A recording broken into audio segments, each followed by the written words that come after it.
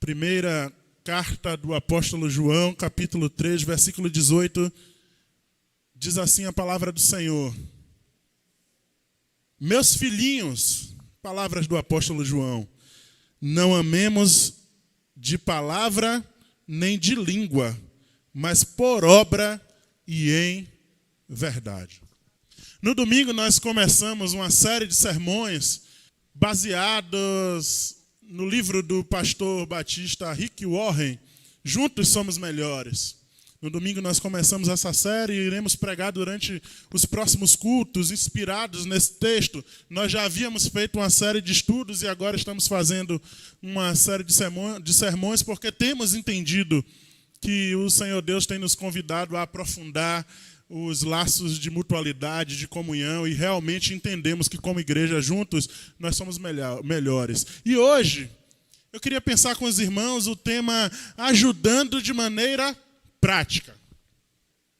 Há uma expressão muito comum entre os evangélicos que costuma dizer assim: nós seguimos a Bíblia como a nossa única regra de fé e prática.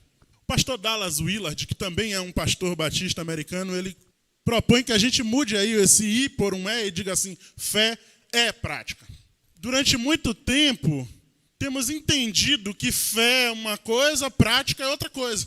Mas no reino de Deus e no evangelho, viver o evangelho, ou anunciar, ou testemunhar o evangelho, é praticar o evangelho.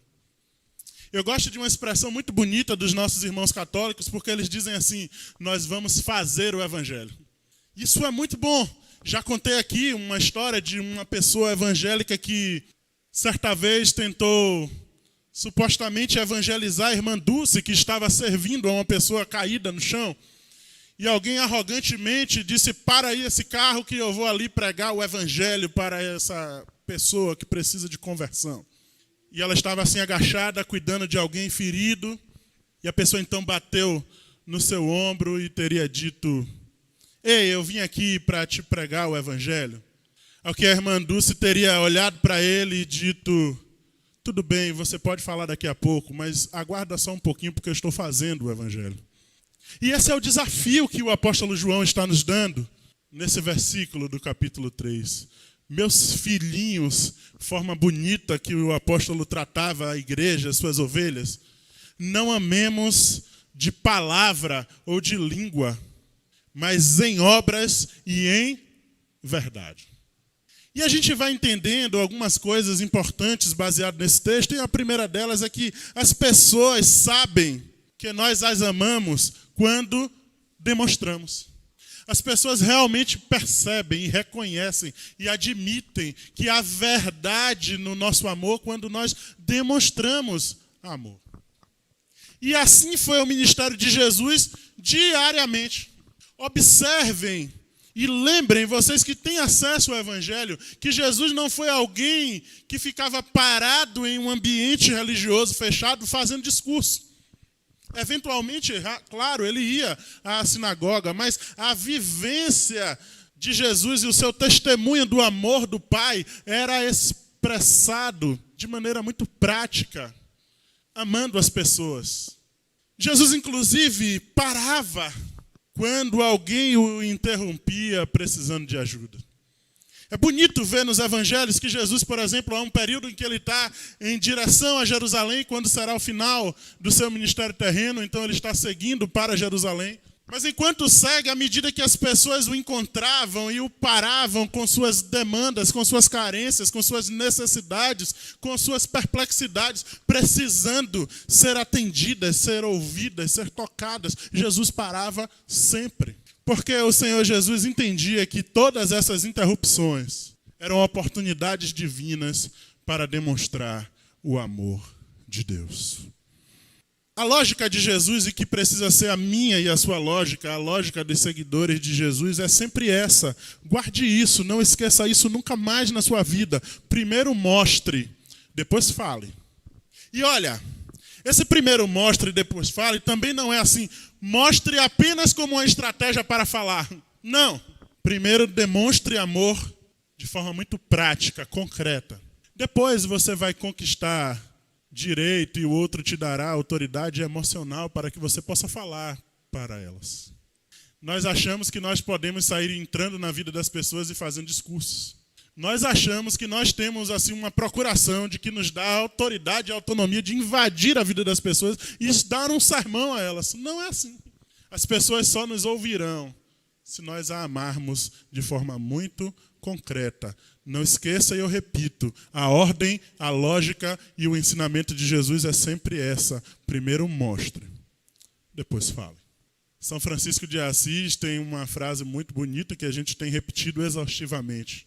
Relendo a ordem do Senhor Jesus que está em Marcos capítulo 16, versículo 15, que diz: ide por todo mundo, pregue o evangelho a toda criatura, o São Francisco dizia assim: ide por todo mundo e pregue o evangelho. Se for necessário, use palavras. Porque o evangelho se prega com gestos concretos de amor. Jesus ele quer que a gente tenha uma vida ativa, nós devemos ser ativos, nós devemos assumir compromissos, nós devemos cuidar das nossas vidas, ter trabalho, ter demandas, devemos. Mas a palavra do evangelho nos convida a sempre estar atentos, para que, por mais que sejamos ativos, não estejamos ocupados demais, ao ponto de não parar quando alguém nos interromper, precisando da nossa ajuda prática. Porque você sabe, nós às vezes estamos tão atarefados pelas demandas da vida, da nossa vida pessoal, particular, e pelas demandas da agenda eclesiástica. Nós estamos tão atarefados numa suposta obra de Deus, que às vezes nós não temos tempo para cuidar de alguém que está próximo de nós, precisamos da nossa ajuda, que isso é obra de Deus. Tem sido exaustivamente discutido aqui, tanto eu quanto o pastor Israel temos falado, nós precisamos e nós estamos em espírito de reflexão e oração constante. Construir uma agenda comunitária, que seja uma agenda de serviço. Nós queremos desacelerar as demandas, nós queremos diminuir o peso da estrutura, porque a igreja só serve para servir. E é assim que o Senhor Jesus dizia, e é assim que ensina o evangelho. Jesus deixou muito claro que fé e serviço andam sempre juntos. O apóstolo João, aí mesmo, um versículo antes, no verso 17, vai dizer uma coisa muito bonita e muito prática. João é um apóstolo muito prático. Quem tiver bens do mundo e vendo o seu irmão necessitado, cerrar-lhe o seu coração, como estará nele o amor de Deus? Essa é a pergunta de João. Porque João, que caminhou com Jesus e que é alguém que está falando do amor o tempo inteiro, mas não é um discurso sobre amor. O que João está dizendo com muita clareza é: se alguém precisa de você, e você tem algum recurso possível para ajudar esse alguém, mas fizeram um discurso dizendo: Deus te abençoe, vá em paz, vou orar por você, tomara que você fique bem, mas não lhe deram do recurso, João está fazendo uma pergunta que é uma pergunta retórica, ele não está com dúvida, ele está dizendo: olha, se alguém age assim, é muito difícil de acreditar que o amor de Deus está nele, porque o amor de Deus gera movimento, atitude, gestos. Uma coisa muito bonita que demonstra que esse é o coração do evangelho e do ministério de Jesus é quando os discípulos de João Batista vai lá perguntar: João está preso, e manda perguntar para Jesus: é você mesmo o Messias que havia de vir? Ou devemos esperar outro? E é impressionante como que Jesus responde à pergunta central da fé. Toda a fé judaico-cristã estava baseada nesta realidade: Jesus é o Messias, o enviado de Deus, ungido do Senhor para trazer boas novas, boas notícias de salvação. E Jesus não faz um discurso teológico, Jesus não faz um discurso filosófico. Jesus diz assim para eles: voltem e anunciem a João o que vocês viram e ouviram. Os cegos veem, os aleijados andam, os leprosos são purificados, os surdos ouvem, os mortos são ressuscitados e as boas notícias são anunciadas aos pobres. Lucas 7:22. Jesus está dizendo: olha, o meu ministério é um ministério de demonstração de amor muito prático e que ajuda as pessoas que estão necessitando. Portanto, o centro absoluto da igreja, o centro absoluto, a atenção absoluta dos discípulos de Jesus é a demonstração prática de amor, de ajuda concreta aos que precisam. Sempre. E o Espírito de Jesus, que está vivo e agindo entre nós, estará diariamente nos convidando, nos interpelando e dizendo: vamos diminuir os discursos, vamos diminuir as distrações, vamos diminuir as discussões inúteis e vamos sair e servir e tocar e amar as pessoas. E elas saberão que o Pai as ama, porque serão amadas por vocês, filhos e filhas do meu Pai. Você sabe o que é triste? É que nos últimos anos da história da igreja, e em especial, esse ano nós estamos completando 500 anos de reforma protestante, que trouxe coisas muito significativas para a experiência da fé cristã. Mas trouxe também uma dicotomia entre fé e obras, porque queria, da forma certa, dizer que salvação é dom de Deus, graça de Deus. Mas nessa defesa apaixonada da doutrina certa, ou supostamente da teologia adequada, fez uma divisão, um divórcio, colocou assim um hiato entre alguma coisa que não pode estar dividida nunca, segundo a palavra de Deus. Como se boas obras fossem inferior à fé ou estivesse desassociada da fé, e isso não tem autoridade segundo as Escrituras. E aí a grande tristeza é que nós amputamos o corpo de Cristo. Nós cortamos seus braços, suas pernas, e restou apenas uma grande boca.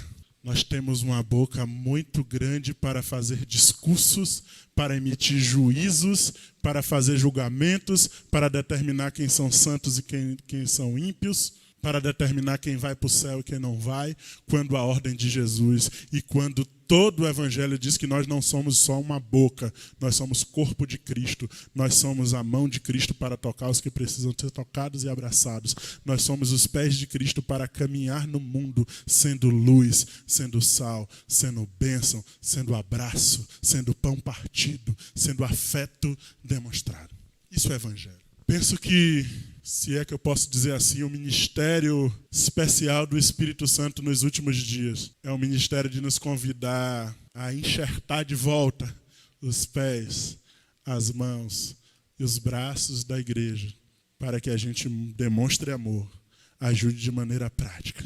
E olha, é muito fácil dizer: a igreja é uma grande boca, a igreja não está servindo, a igreja precisa melhorar, a igreja se perdeu, como se eu e você não fôssemos os membros da igreja. A igreja sou eu e é você, essa palavra é para mim e para você. O Evangelho de Jesus e o Espírito de Jesus está falando exatamente para você agora. Sai e serve e abençoa as pessoas ao seu redor. Outra coisa importante, ao demonstrar o nosso amor, nenhuma tarefa deve ser considerada menor. Porque às vezes a gente ouve uma fala que até eu imagino que seja bem intencionada, que diz assim: olha, nós precisamos anunciar a salvação para que as pessoas sejam salvas e vá para o céu. Não dá tempo ficar gastando energia e recurso e a igreja com feira de saúde. Deixa que o governo faça isso. Não dá para ficar pensando em educar as pessoas, porque nós precisamos salvar elas. Como se a educação para quem não tem educação não fosse salvação. Não. Nenhuma tarefa deve ser considerada menor e inferior na nossa missão de demonstrar o amor de Deus e o nosso amor. Nenhuma. Jesus se especializou em tarefas que eram consideradas inferiores e menores, mas elas nunca as deixou sentindo-se rebaixado, porque cada gesto de Jesus era um gesto de amor, e nenhum gesto de amor é rebaixante, se é que existe esse termo. Pelo contrário, é muito nobre, é grandioso. Todo gesto de amor sincero é uma expressão profunda de Deus. Jesus lavava os pés das pessoas, Jesus ajudava as crianças, Jesus preparava a alimentação e tocava leprosos. Jesus tocava os intocáveis do seu tempo. Jesus acolhia em si mesmo e repartia a sua vida com os desprezados do seu tempo, com os marginalizados do seu tempo, com os carentes e os pobres do seu tempo. Isso é o Evangelho. Jesus disse que o nosso amor, o nosso gesto de amor deve ser bem prático. Nós ouvimos do apóstolo João: não amem de discurso, amem de prática e de verdade. E aí a gente, como está falando de prática, precisamos elencar assim, algumas coisas muito práticas que você pode fazer. Sabe? Porque você ouve um sermão desse e diz, meu Deus, a tarefa é muito grande, é muito pesada. Como que eu posso servir a Deus assim? É simples, sabe? Há muitas necessidades nesse mundo e você pode satisfazer algumas delas. Não dá conta de tudo, mas você, exatamente você que está sentado aqui agora me ouvindo, você pode contribuir nessa demonstração prática do amor de Deus. Ajude alguém a limpar a casa. Hã? É isso, pastor? É exatamente isso que você ouviu. Alguém que está precisando limpar a casa e tem alguma dificuldade, acha um tempinho, vai lá dar uma força. Ajude alguém a carregar um peso. Sabe, talvez você tenha pensado durante muito tempo, eu queria tanto servir a Deus e não sei como, mas você é tão gentil com as pessoas e contribui e ajuda a pessoa a carregar um peso. Isso é servir a Deus. Então me canta de uma criança quando seus pais estão precisam sair, precisam ir no médico, precisam resolver alguma coisa. Se você pode, se você tem tempo disponível, contribua. Não posso sempre, mas posso uma vez por semana. Aleluia, você vai abençoar e demonstrar de forma muito prática o amor, ajudando alguém durante um dia na semana. Partilhe seus mantimentos com quem está precisando. Aqui, isso é lindo aqui na igreja. É impressionante. É mistério da partilha e da multiplicação aqui que é impressionante. A gente já fica constrangido assim, porque no domingo a gente falou, gente, quem pode contribuir com alguma coisa para uma família X, aí chega na quinta, já tem uma outra demanda. Meu Deus, a gente é uma igreja de pessoas simples, de poucos recursos, e agora? Mas vamos lá! E quando a gente fala, sempre as pessoas estão disponíveis para partilhar, e o pouco que tem, partilha, e é próspero e abençoado pela graça de Deus, porque prosperidade é isso, ter para repartir. Reparta! Reparta seu dinheiro com quem está em dificuldades financeiras. Há um teólogo que ele não é brasileiro, mas está radicado no Brasil, chamado Viv Grieg, que ele escreveu um livro chamado Servos entre os Pobres, acho que é isso. E ele dá uma receita, assim, uma orientação para a igreja em relação às finanças. E ele diz assim, ganhe muito. Tudo que você puder ganhar de forma honesta, digna, com trabalho justo, ganhe. Ganhe muito. Mas gaste pouco. Tenha estilo de vida simples. Ganhe muito. Gaste pouco. Doe generosamente e acumule nada. Deus não nos está dando recursos para a gente acumular, guardar desesperadamente. Não é para que a gente seja irresponsável. Mas não precisa esse desespero, porque o maná do céu cai todo dia. Ganhe muito, gaste pouco, doe generosamente, acumule nada. Reparta o seu recurso financeiro com alguém que você está percebendo que está em necessidade financeira. Cuide de alguém doente. Cuide de alguém doente. Ajude algum portador de necessidade especial a se locomover ou realizar uma tarefa que ele tem dificuldade de realizar sozinho. Compartilhe seu conhecimento com quem tem necessidade, com quem precisa de aprendizagem e formação. Ontem, vivemos uma experiência bonita e simples. Eu e o pastor Israel estávamos indo para a faculdade e ele encontrou uma colega assim, né, que foi colega de um outro curso. E aí comentou de uma pessoa que está precisando de reforço escolar e tal. E essa pessoa trabalha com isso, o irmão dela também. Ganha dinheiro com isso, vive disso, mas aí ela disse, meu irmão pode ajudar, ele trabalha com isso. Aí Israel disse, olha, mas tem um detalhe, alguém está precisando, mas não tem recurso. Precisa daquele serviço camarada. Ela disse, não, meu irmão sempre faz isso. Ele vive disso, ele ganha dinheiro com isso, mas ele sempre identifica pessoas que não têm condições, mas que estão necessitando de aprender, e se ele puder, ele vai lá e faz. Faça isso. Ganhe dinheiro com o seu conhecimento, ganhe. Mas seu conhecimento não é feito apenas para ganhar dinheiro. Reparta, perceba quem precisa de conhecimento, de aprendizagem, de formação, de capacitação e dê. Cada pessoa que está aqui tem algum conhecimento que pode ser repartido e isso é ajudar de maneira prática e testemunhar do amor de Deus. Visite alguém que está solitário, em casa, no hospital, no presídio. Semana passada, minha mãe também me contou uma história bonita. Hoje eu estou contando muita história, vou parar aqui, mas minha mãe me contou uma história bonita falando de uma pessoa que parece, o que tudo indica, vive numa vida errada, leia-se, lida com tráfico ou crime, alguma coisa assim. Mas essa pessoa sofreu um acidente, é lá no bairro onde a família dela mora. Essa pessoa sofreu um acidente e ficou internada aqui, no hospital aqui de Cajazeiras. E aí alguém lá do bairro disse assim, poxa, ninguém quer ir lá visitar ele, porque sabe, né, ele é alguém complicado, mas ele cresceu aqui, a gente viu a família dele, a gente viu esse menino crescer, a gente está torcendo para ele sair dessa vida, mas, poxa, você pode ir lá fazer uma visita a ele?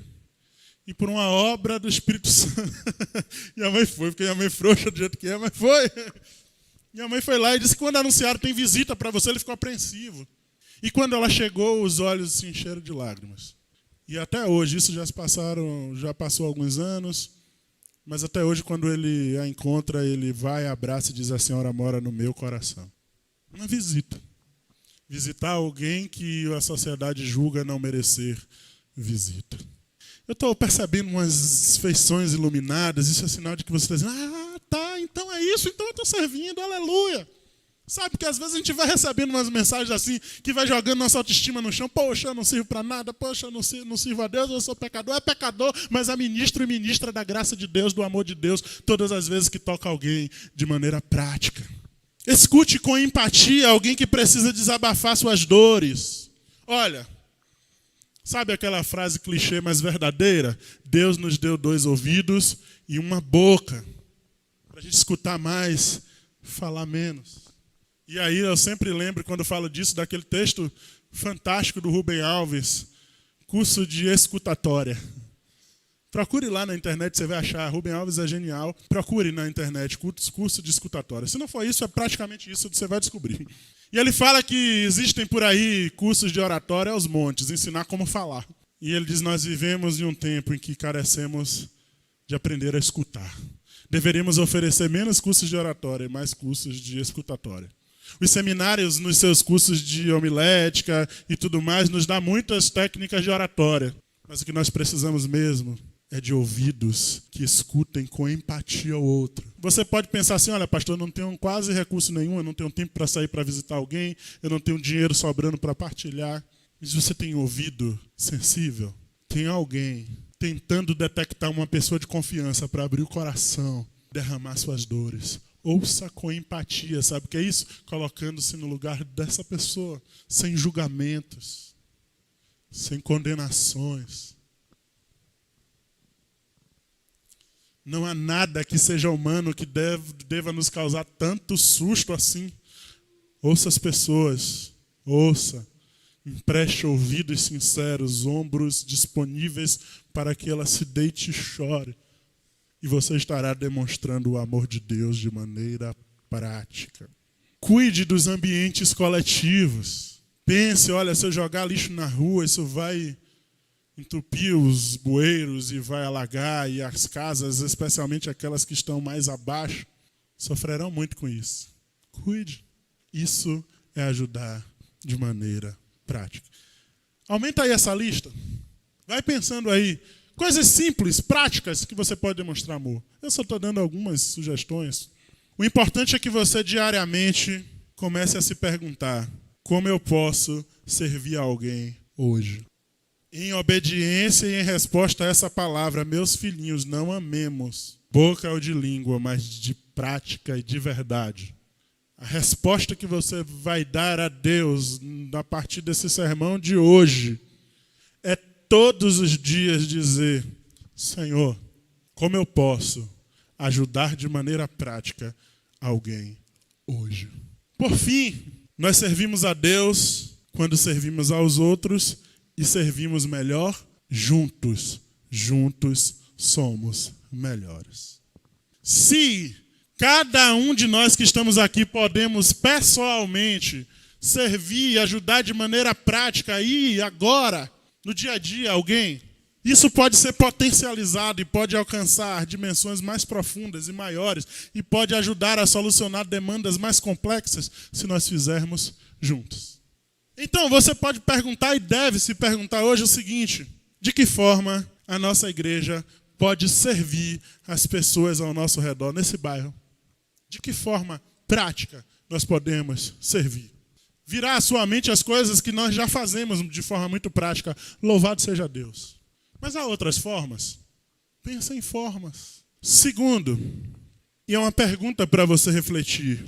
Você incentiva a sua igreja e a liderança da sua igreja a construir uma agenda de serviço? Ou é daqueles que vivem cobrando uma grande quantidade de atividades internas que só satisfazem os membros? A sua pergunta para a igreja e para a liderança da igreja é: pastor, por que nós não temos mais dias de cultos? Ou é: pastor, como a gente vai servir as pessoas lá fora?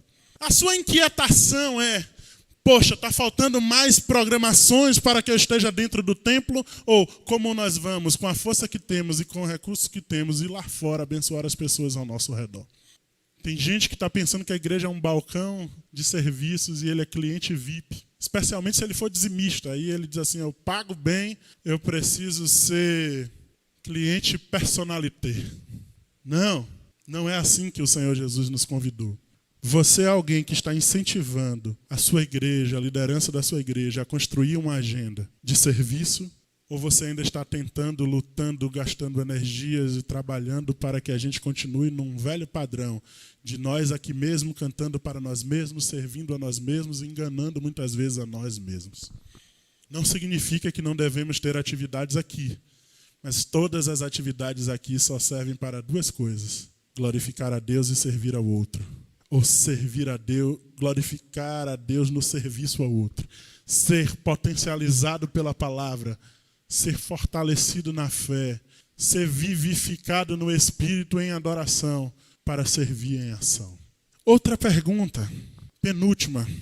Você contribui financeiramente para que o nosso serviço comunitário seja duradouro e tenha maior alcance? Porque a gente precisa se comprometer com aquilo que a gente acredita. E se comprometer tem a ver com investir recursos. Evidentemente, eu acho que dispensa fazer essas ressalvas, eu não sei por que eu ainda as faço. A gente não está falando aqui de uma loucura de tomar dinheiro, de dar dinheiro na igreja irresponsavelmente. Claro que não. Se você está pensando que é isso, você está na igreja errada. Mas sim, nós precisamos parar, todos nós, e pensar: qual tem sido a qualidade da minha contribuição financeira para que a gente possa fazer serviços de ajuda prática às pessoas ao nosso redor, serviços mais duradouros, mais consolidados e de maior alcance, dentro das minhas condições, mas com sinceridade de contribuição. Quando eu faço a minha programação financeira, está incluído contribuição para a comunidade que eu acredito que está comprometida com o serviço.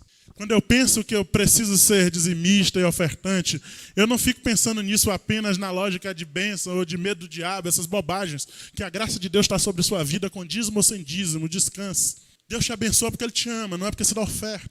Mas você tem entendido que a experiência comunitária e uma igreja também existe para servir de forma prática e servir num alcance maior do que é possível individualmente. Para isso é necessário ter recursos. E você é parte desses contribuidores. Aleluia, eu creio que boa parte aqui está dizendo amém, Senhor. Que seja assim, que você saia daqui também pensando nisso. E a última pergunta: você se dispõe a participar das ações de serviço da igreja? A liderança da igreja pode contar com você, sabe? Às vezes, e aqui eu não estou dizendo que é assim, mas às vezes nós estamos sentados observando. A igreja precisa fazer isso. A igreja precisa servir melhor. A igreja precisa sair das quatro paredes. A igreja precisa ser mais fervorosa. A igreja é isso, a igreja é aquilo. Depois eu vou para casa confortavelmente e durmo. Quem faz acontecer? Você que está entendendo que o convite do Evangelho é servir e ajudar de maneira prática. Tem feito isso individualmente, pessoalmente, amém. Mas o convite também é que a comunidade da fé faça isso. Você está disponível, pronto a dedicar seu tempo, seu esforço, sua energia, seu recurso, sua presença em atividades de serviço ao outro. Porque servimos a Deus quando servimos ao outro. E servimos melhor quando servimos juntos. Juntos somos melhores. Que o Espírito de Deus faça frutificar essa palavra em nosso coração. E que a gente vá para o mundo com leveza, servir e ajudar de maneira prática com o recurso que temos, em vez de reclamar e lamentar os recursos que não temos. Que Deus nos abençoe, que o Espírito de Deus nos potencialize e que a gente cumpra e responda praticamente a essa palavra em nome de Jesus. Amém? Vamos orar?